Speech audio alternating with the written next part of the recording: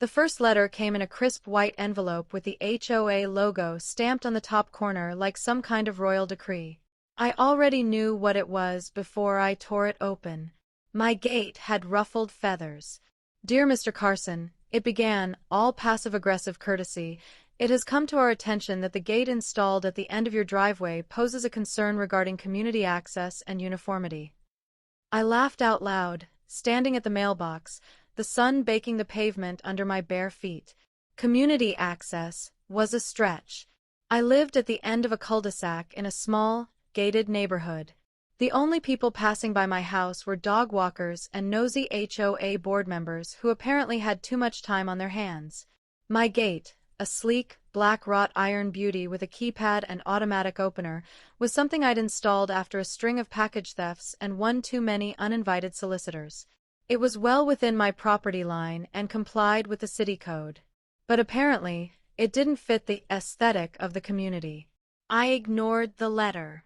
A week later, a second one came, this time, a formal notice of non-compliance.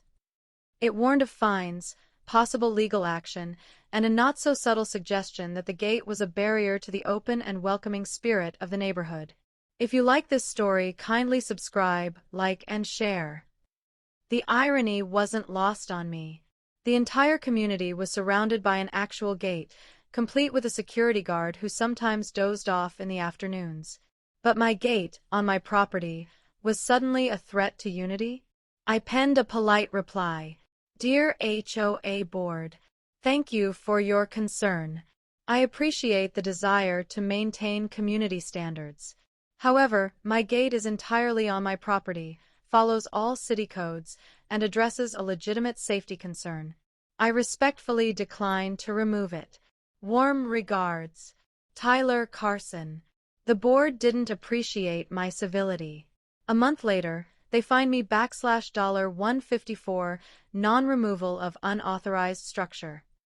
I paid the fine, just once, then sent them a certified letter stating that any future fines would be disputed legally.